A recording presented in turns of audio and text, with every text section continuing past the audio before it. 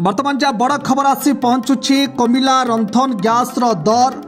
महिला दिवस रे रंधन गैस उपरे 100 टंका ह्रास करिसेंती केंद्र सरकार। नारी शक्ति को अधिक लाभ देव बोली कहले प्रधानमंत्री मोदी। सोशल मीडिया रे पोस्ट करी सूचना देले प्रधानमंत्री मोदी। या देशर कोटी कोटी परिवार आर्थिक चाप को कमाइबा सह परिवेश सुरक्षा दिगरे सहायक हेबो।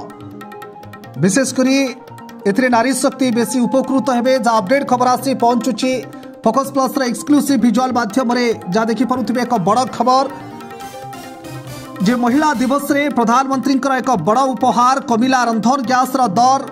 रंधन गैस उपरे 100 टंका ह्रास करिसेंती केंद्र सरकार। नारी शक्ति को अधिक लाभ देव बोली सोशल मीडिया रे पोस्ट करी सूचना देले प्रधानमंत्री Modi.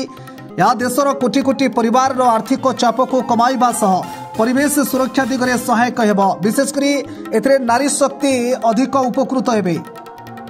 Bureau report focus plus.